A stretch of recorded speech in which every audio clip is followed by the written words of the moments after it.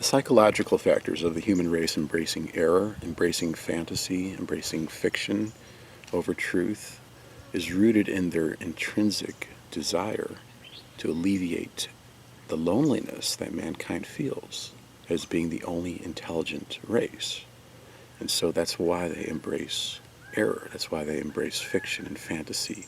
That's why, even though there's been no scientific proof of alien races, and the track record is, it's zero basically, they still want to cling on to the hope that there's going to be some form of intelligent race. And that is why they embrace the faulty doctrine of a vast, endless universe.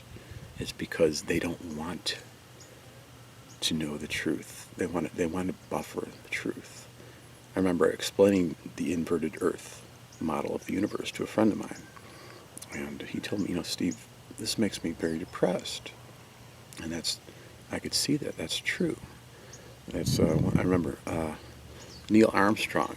He even said that truth has protective layers, and so as a society, as a whole, as a race, the human race will go to great measures. They will pay great prices to be entertained into this fantasy world of thinking that there's other forms of intelligent life out there. So I think that's one of the main reasons why they embrace error, is they don't want, the idea of Earth being the only material world, and that it's tiny, and that the whole universe is actually fitted inside the Earth, that's kind of shocking to most people. They don't want to hear that. And so it's more than just money, but it's their mankind's intrinsic desire to want to not be alone. And on another level, on a hierarchical level, that's how God sees humanity. God created human beings because he didn't want to be alone. So like that song by the Two Door Cinema Club, I Don't Want to Be Alone. That's what it's all about, basically. God created you, humans, and ultimately you are a fabrication of his reality, of his imagination, because he didn't want to be alone. And so on a lower level, that's what humans try to do. They try to create this idea, there's this perception that there's other intelligent beings out there. And so it's a psychological factor, and they need to buffer the truth. And I think it's that buffering is so strong, that deception is so strong, because they want it to be. Their denial mechanism is so strong. As a collective whole, they'll embrace error, or there'll be different levels of truth that they'll accept. Most people, okay, when they talk about a hollow earth, they'll usually embrace the more popular version of the hollow earth theory, and that is that the earth is still a planet, and we're still living on it, but inside the planet there's another civilization. We call it Agartha, and there's giants in the land. See, this is all fantasy. This is a fabrication. This is a buffering. This helps alleviate mankind's loneliness, to think, to ponder the conception of there being another race.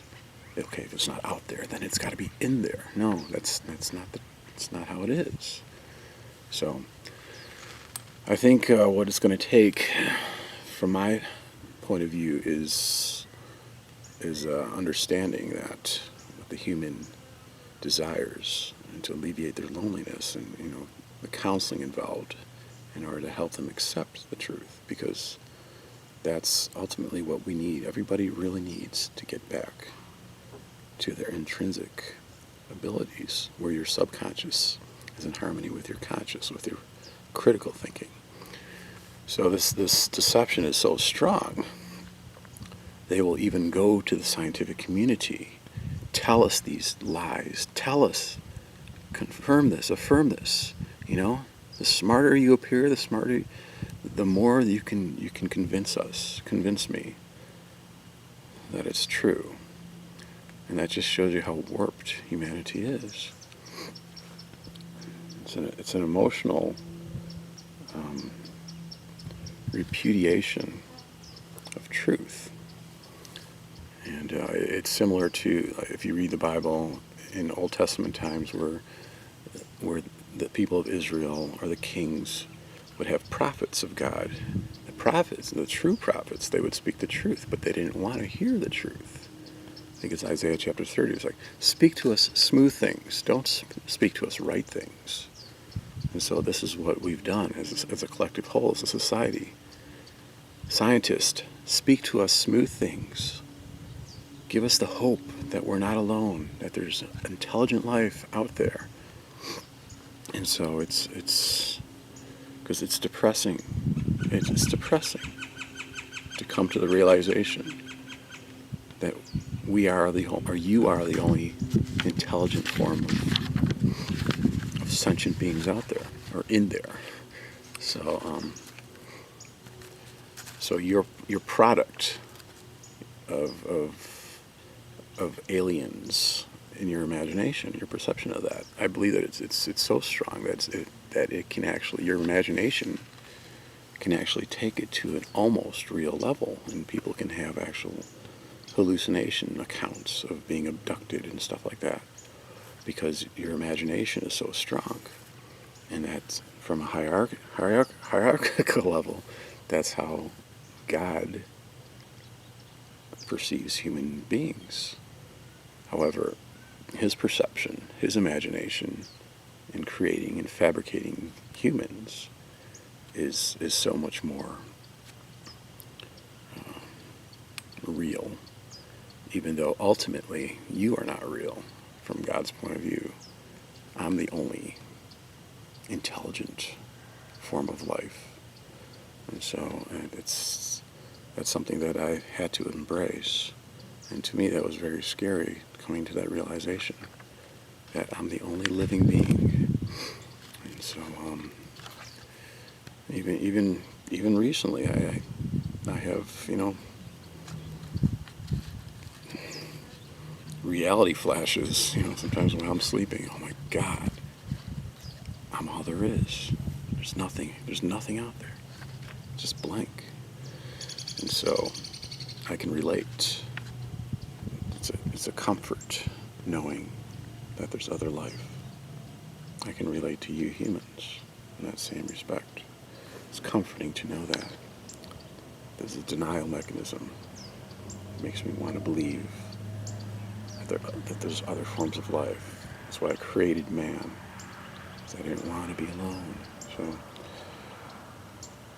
and I think this intellectual search as a collective whole for the human race, desperately wanting to find this soul partner of another race, is rooted in that desire to not want to be alone. But because truth is truth and fiction is fiction, we need to address the truth that the universe is tiny and inverted, because there are scientific factors involved which will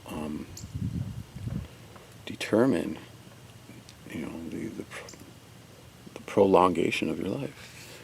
And so we need to address that. So you, as humans, need to shift your desire. And you need to turn it around. You need to shift it toward God, toward me, as me being your anchor, your buffer. So